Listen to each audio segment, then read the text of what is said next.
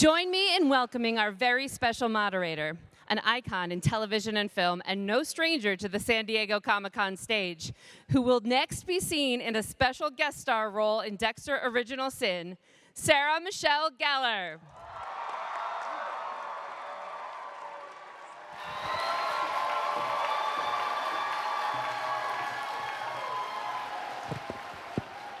Hi, everybody. Apparently, they forget that I'm pocket-sized. And can you guys see me okay over this thing? Thank you all for being here today. This is really exciting. I know they wanted to get someone really great to moderate this panel, but no one was available, so here I am. Thank you. And thank you all. I know you're missing, there's like that big game thing that's happening tonight with the rings and all of that.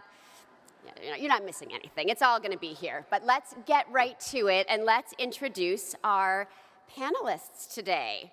So first off, we have executive producer and writer who has been with Dexter since 2007, Scott Reynolds.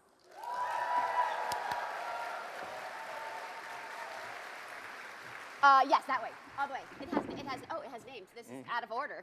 Sorry, I've never been at one of these things where I'm standing. I feel like this is like what it feels like to be like a teacher. They just wanted me far away from you guys. Okay, next, playing beloved, foul-mouthed Deborah Morgan, Molly Brown.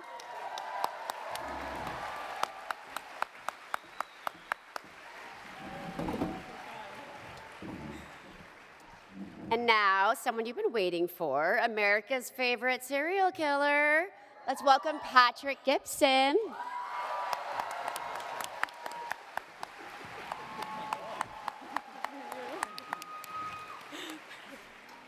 We have Golden Globe winning actor playing father and homicide detective Harry Morgan, and also my high school crush, Christian Slater.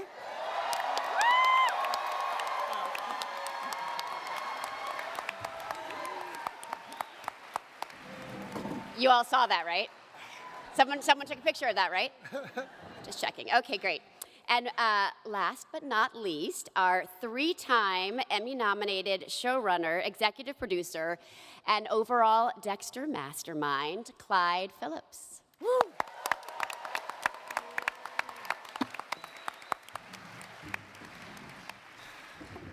Now, I want to talk to you about that report card. I just feel very I feel like I need one of these. Okay, so this is our first time talking Original Sins. So does anyone want to kick it off and just say how excited we are? Patrick, I think for you, this is, I'm going to throw it right to you. Thanks. Hi, everyone. Wow. This is nuts. They told me there was going to be like 40 people here, so this is a little more than I was expecting. Quite a surprise. Yeah. Well, I'll tell you what, let me tell you this. Having been on set with this guy and have watched him, I am blown away. So for those of you who don't know, I am a Dexter superfan. Yeah, right? And I thought, what a hard position to be in, to come in and take this character that's so beloved and so iconic in our minds. And the first time I ever heard Patty read, I was blown away. I was like, is this some kind of like new AI where they just made Michael C. Hall younger? And but how does it feel to? It is honestly one of the most surreal things to be here. I'm a massive Dexter fan, and I mean, have been for years. And we were on set at 10 o'clock last night, and now we're here getting to talk to all of you guys and share it with you. And yeah, I'm freaking out. This is so cool. And I know that Dexter would be a lot more calm and collected in this situation, but I most certainly am not. But I'm very excited to be here. Don't worry, you're killing it. I suggested a drinking game for how many bad puns I could make about murder, but no one thought that was a good idea.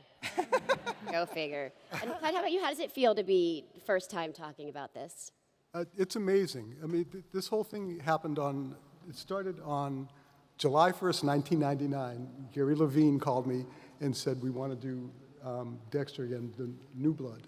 And since then, it's just been this wonderful ride. I'm particularly grateful that this is the first time in any show I've done that I've gotten all my first choices for actors, including you. And this never happens. And look at these guys. And I have to say, I was on set with Sarah Michelle last night, and she is the coolest new addition to Dexter you could possibly imagine. She is so badass. I can't wait for people to see her. Thank you. Well, I'll tell you what, since you're right, people should see something. Should we show them? Yeah, I think we should. You guys go- want to yeah. see a little something? Let's show something.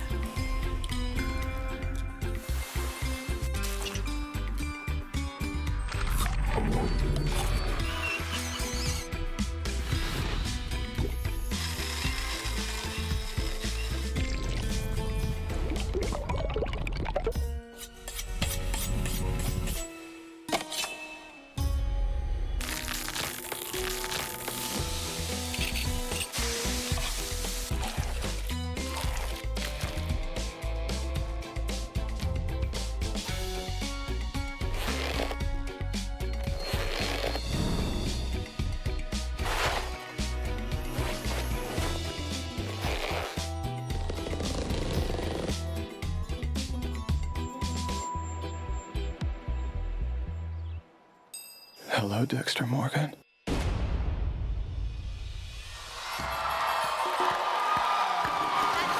That voice sounded familiar.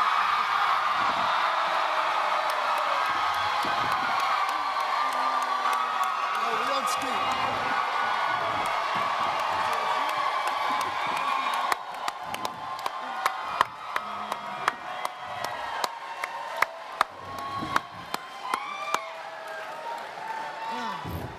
I brought donuts. I was going to say, I thought that voice sounded a little familiar. I don't think our last panelist needs any introduction.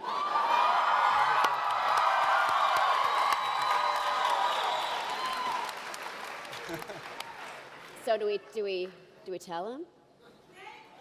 Sure. So how about a little surprise that we have our last panelist and last cast member on this show, Michael C. Hall, and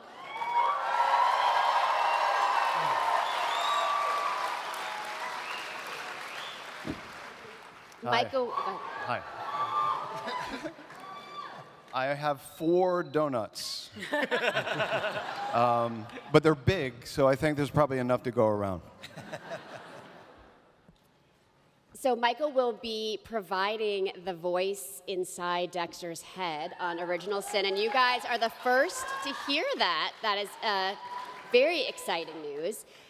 Michael, this has got to be so strange. I can't even imagine to have an iconic role and then get the chance to go back to it. What does that feel like? It's pretty heady. I'm having flashbacks to the first time we came to Comic-Con. We were in this hall, and it was that was 75 years ago. And so it's amazing to still be alive, and no, it's so gratifying. I cannot wait to watch this show. I'm on the inside to a certain degree, and I have a sense of what's coming. I'm really excited for all of you. And for me, I've spent so much time with this character, and to go back and have all those sort of imaginative blanks filled in by this Technicolor show is going to be amazing. Well, we're very lucky to have you. Oh, thank you. And we haven't, Christian. Yes. Slater also playing, yes. Harry Morgan, and I might be one of your biggest fans. Oh. So very true. I am your biggest fan, so there you go. No, I think it might be her over there, actually. I was thinking about how hard it has to be you have these iconic characters, and you're stepping in, you're making it your own, but you're the first fleshed out Harry Morgan, because Harry was always the figment of Dexter's imagination, so it was hard to understand if that was really who he was or that was how Dexter saw him. So how does it feel to sort of be able to flesh that out for the first time? It feels great. I mean, I too was a huge and am a huge Dexter fan.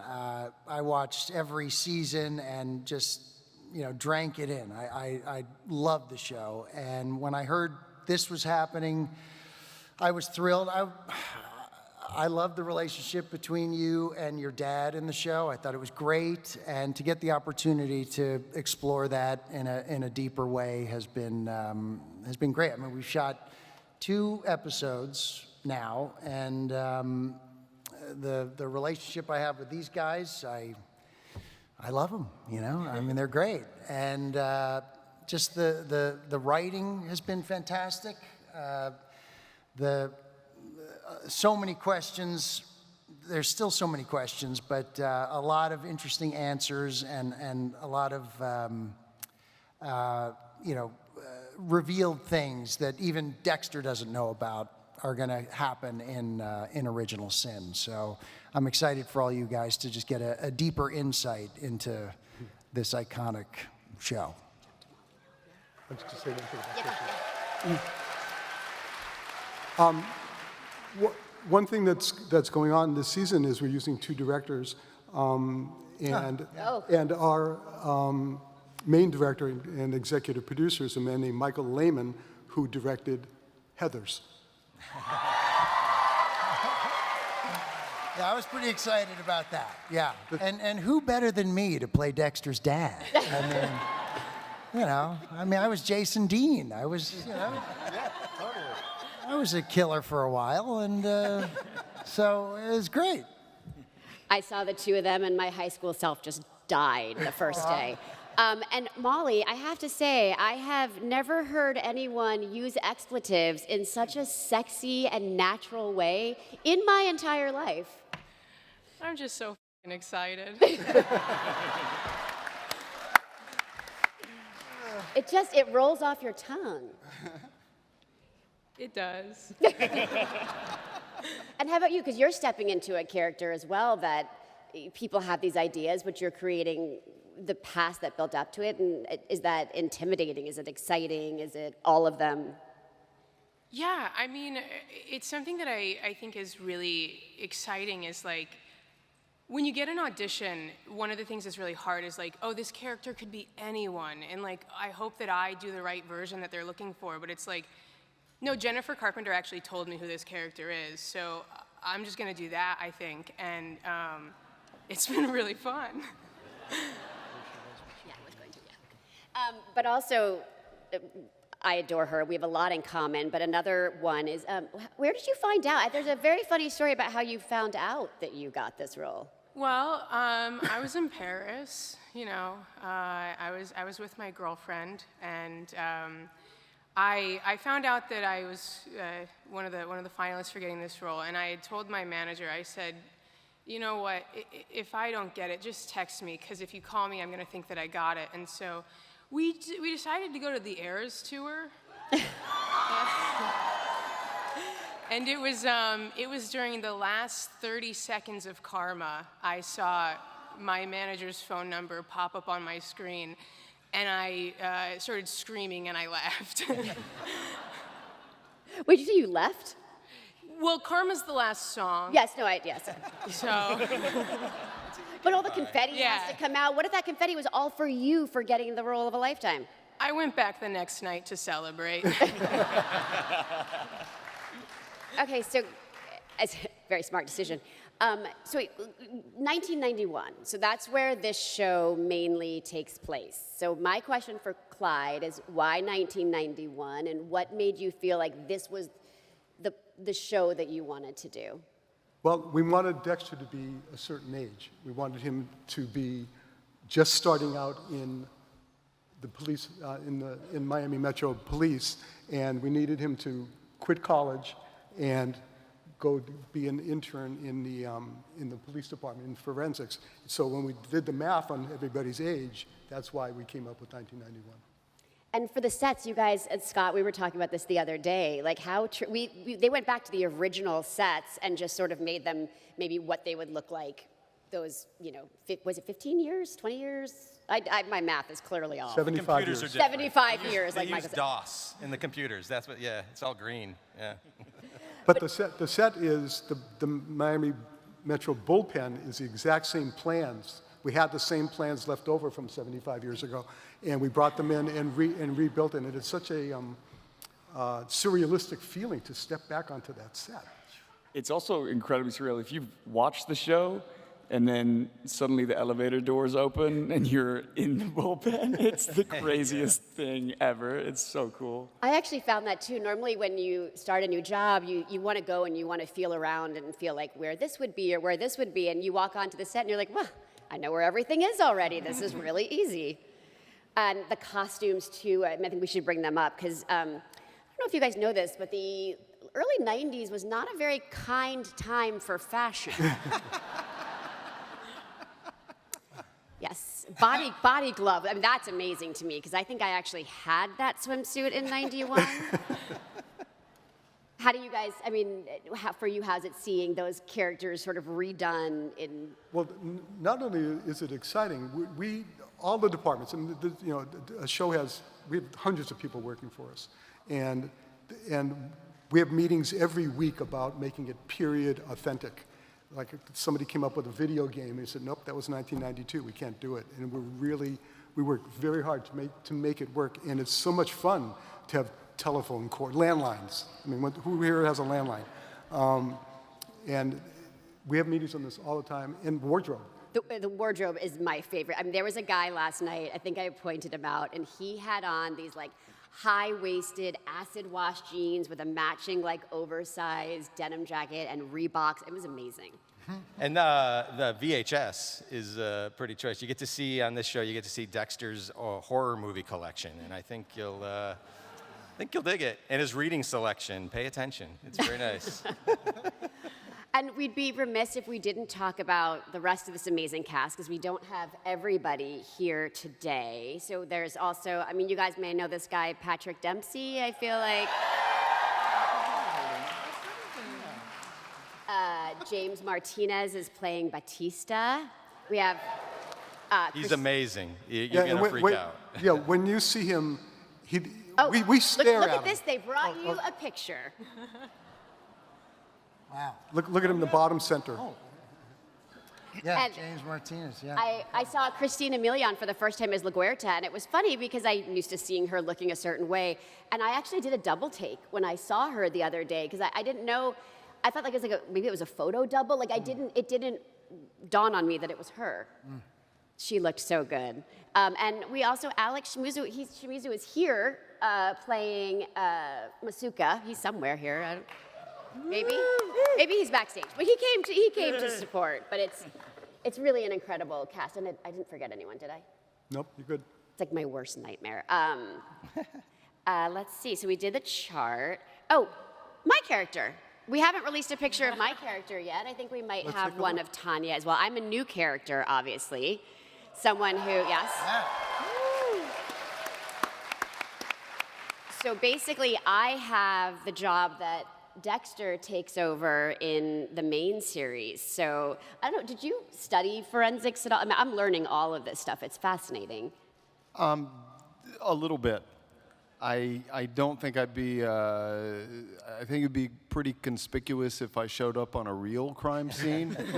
Started doing my little dance, It'd be like, but yeah, I did. I read some, watched some documentaries, and we would commonly have someone on set who would be there to let us know what to do and what not to do. But ultimately, it's all smoke and mirrors. Oh, I'm actually doing the dissections of the bodies. No, you didn't? They said that was part of the job. Oh, yeah. Awkward. Goodness. It's just there's so much to get to. And when you're talking about watching how Dexter as a serial killer, like we get the pleasure, is that really the right? That's the wrong word. That's the right word. I was going to say pleasure to see his first kill. I feel like that's really not how you should phrase it. Privilege. With the privilege. Privilege. The privilege, that's better. The privilege to sort of see how he evolved. And I think what made I know for me as a fan watching it was that Dexter was the anti-hero, right? You rooted for him because he was ultimately ridding the world of bad people, but in a way that, you know, society does not deem appropriate. And to be able to go back and sort of peel away those layers of how he got there and what the code meant to them. And I go, Scott, go. Yeah, that's the thing that got us very excited about this show when we were coming up with it in the writer's room and all that, is this idea that this is 1991. This is the age of, like, serial killers are everywhere. They're on the news. And it's Miami. And Miami was the There's a murder few of you capital out of the there. country in 1991. Yeah. Bret Easton Ellis's American Psycho came out that year, Silence of the Lambs, and then, of course, all the real ones, Bundy and the Green River Killer and BTK. So this is a Dexter Morgan who has been absorbing all of that and thinking, am I like them? Is this what I am? Am I as scary and horrible as this? And the story's about this dad, Harry, who believes in him so much. It's real fun. Yeah. Well, I mean, I think that's what was so beautiful about Dexter is we all walk that fine line of you see things in the world that we know are not right, and we're not allowed, we're handcuffed by society's rules to not be able to do anything about it. And so to be able to show that other side of someone who says, well, what if I did break those rules and make the world a better place? Because Dexter, is he a bad guy or is he a hero? Well, it's interesting. Why are all of you here? Why does America invite a serial killer into their home every Sunday night? And it's because, I think, it's because of the voiceover. And it shows the vulnerability and the choices that are being made and what's going on inside his head that we would in no way ever know about any other person who is a serial killer. And that's why Dexter is America's favorite serial killer.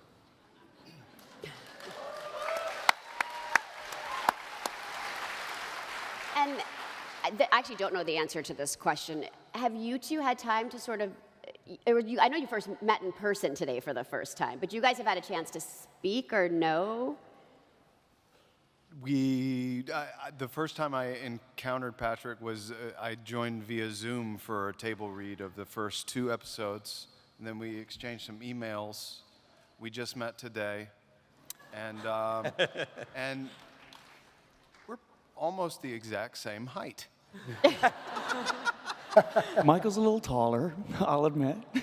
You still have time to grow. Exactly, yes. Hopefully I'll hit my spurt in a couple years, yeah. It was amazing backstage earlier when we did the photo session, and Michael and Patrick, or as we call Patty, it was just the 2 of them, and they looked like their family.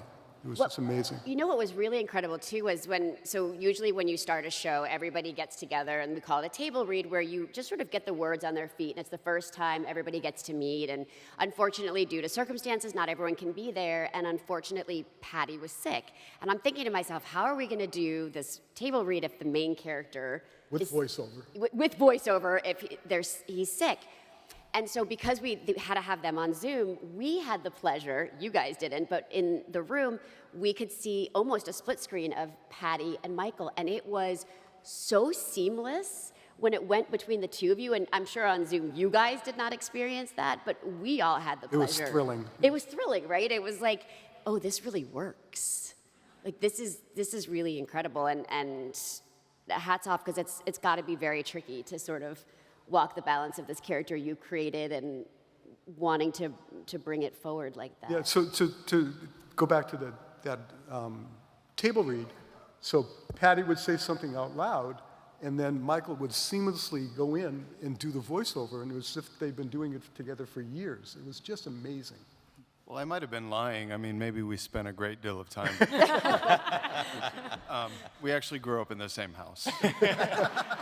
Also, Just Michael met doesn't today. know that I've spent many nights going to sleep to the sound of his voice. And this is the first time I've been able to tell you. It's good that that's not creepy at all.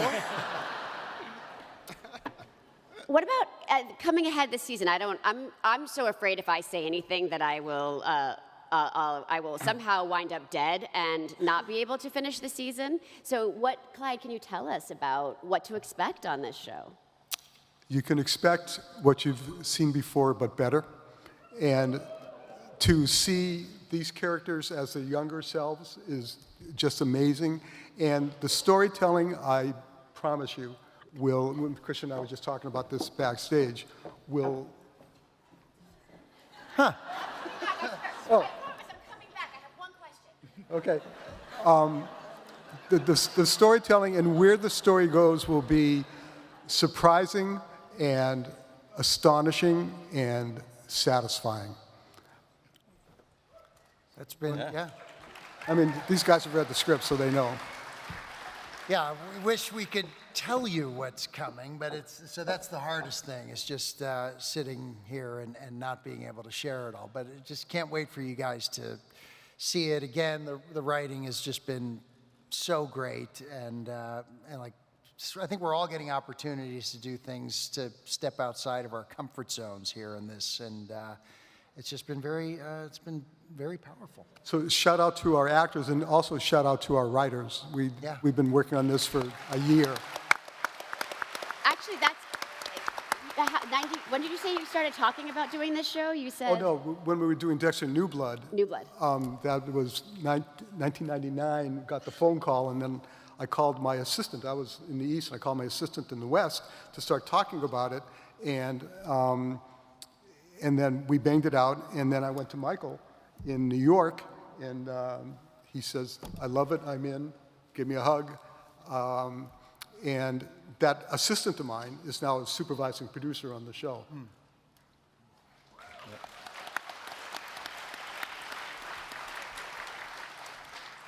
Goodness, there's so many questions I want to ask. I also feel like I kind of have the beauty of, you don't get to ask your executive producer all these questions on the spot like this, and he has to answer them. So I'm trying to think of the questions that, like, you wouldn't normally answer at work. No, I'm just kidding.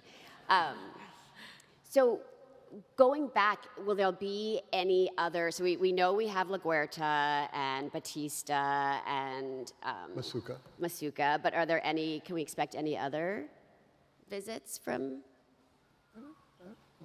See, these are the questions I don't get to ask otherwise. I can think of one. Go ahead. No, I'm not telling. Oh, okay. No, good. Yeah. I don't want to wind up dead. I know I have to be careful here. Well, as Michael Hall has said to me every year for 15 years, never say never. Yeah. Okay. That's all I'm giving you. He's not I gonna, say that all the time. That's code for he's not going to answer the question. And do you find it helpful that you are writing, or both of you guys are writing for a character that existed, or is it hard to be in the parameters of, well, this happened, and so Dexter, this would never say this, or? Well, that's sort of the fun part about it, right? There's a few stories we know when Dexter was little, when he was doing the things he was doing, and Dad kept catching him, murderous things and all, as happens.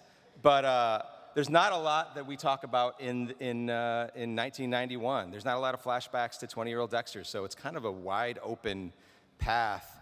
And just being able to tell this story about a kid who thinks he's worthless and a dad who says you're not is such a beautiful thing. And I think that's the thing that keeps driving us forward. And then how Deb is sort of stuck between, because Deb has no idea why Dad spends so much time camping with Dexter, and that's kind of rough, right?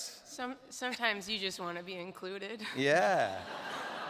Yeah. And so we get to tell that story of Deb figuring out, how do I sit between these two people that have this relationship that you can't break into. It's very hard to break into. And after losing the mom, this is like a year after Doris died. There's just so much rich stuff going on in this season. And also, goodness gracious, watching Dexter Morgan figuring out how to kill people and fantastic things to do with plastic is... Hint, it wasn't always so seamless. Yeah. That's fun, right? Tell me about that first time you sat down and started your first kill room. He likes it too much. All I heard about was, wow, how do girls wear rubber? It's really not comfortable. That's what Patty told me. I feel like there's so much pressure in Dexter's life, and I don't know if you found the same thing, but I remember somebody early on was asking me how I felt about entering into what is bound to be a pretty dark world. And there's a really strange thing that I wasn't quite expecting, which is that living under the constraints of how everyone expects you to be and trying to fit in and all of these things, there's such a pressure that comes with that for Dexter. And so within those four walls covered in plastic, he can kind of be himself for a minute, and it feels really good and bad, but really good in a bad way. And I don't know if you found that, but it's like, Totally. Yeah. because Yeah. It was on the days I was driving home from work after doing a kill scene that I just felt like, you know, it's like, totally. You know what? You guys can make that joke, but I understand it because I always used to say that, like, when I would have a fight sequence, like, all of the stuff that gets bottled up inside of you, you kind of do have a healthy way to channel it, and you do feel a little lighter when you come home. Yeah, totally. And also one of the things that Michael and I were talking about this backstage is this show has a lot of humor. This is a show about a serial killer on cable, where you could go as dark as you want. And we go as dark as we want, but we also go as humorous and light and buoyant as we want as well. And I think that's really attractive to us as writers and hopefully to you as an audience. And it's a show about family, too. It's about not just the nuclear family that you study, but who you're around. And I think what's really interesting is being at the end, you understand how Miami Metro came together and that became a family. But in the beginning, Miami Metro wasn't a family, and it is very disjointed. And I think in this world, especially now, even though we're all in the future, we can still feel really isolated, and learning how to make the friends and your coworkers around you into your family also gives you purpose and meaning. And so I always say the show is about two families, right? It's about the Morgan family, and it's about the Miami Metro family. And it's also about, yes to all of that, and it's also about, I mean, as Michael had to go through it, and then now Patrick is, Patty, is doing, it's blending in because they're socially inept. Yeah. And they're always pretending and learning and taking cues from other people and learning how to be normal while being a serial killer. Yeah, because he's not as good at it as he was when he was you. Yeah. Oh, but he'll get there. He stumbles a lot. Voiceover. Can I ask Michael a quick question about, like, so doing it on this show? It's just it's not in the OG show and New Blood. It was like we talk about it being here. Right. Dexter was coming from here, but this is over here. Yeah. This is us on the writing room. This is the story. This is. You want to talk about that fun challenge and? Yeah, I mean, it was always a tricky thing to imagine where Dexter might have ultimately been coming from, who he's talking to. There were times I imagined that he was, I don't know, in some sort of space where he was shown his life and had to justify it to some overlord or something. And I suppose it kind of works the same way in this, but there is, I think for me, like a sense of, for Dexter and for me as a guy who loves the character and loves the show, like a sense of discovery and, you know, we have our memories, but to be able to go back and actually see and experience in real time the actual facts of the past is, oh, well, I'm talking a lot. No, but that's right. Yeah, he's like the storyteller a bit. Yeah. I think he's. I guess in the regular show it's sort of happening in the moment, and now it's revisiting something that obviously already happened and re-experiencing it and having a perspective on it that of course you couldn't have in the moment. Well, I could do this all day, and believe me, I really can talk all day. But we are almost out of time. Does anyone have anything else they want to say or? Yeah, I do. I'd like to, first of all, thank everybody for being here. Yeah.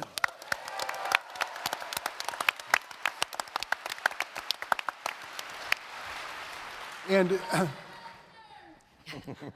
in a small bit of news, we, with our writing room and with our partners at Paramount Plus and at Showtime, have been, first of all, this show, Original Sin, is going to air in December.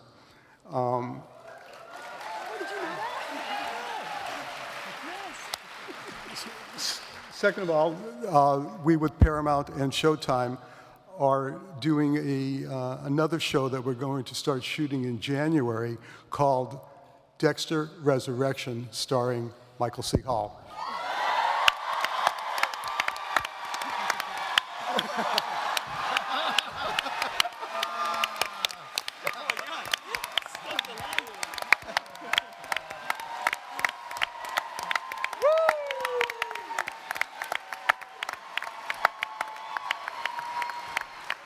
Wait, and I think before we last minute leaving, Molly, did you have your phone? Did you want to? This is your first big Comic-Con panel. We promised her we could all take a picture together. So if we all just That'd be. selfie. You guys stay there. We'll go.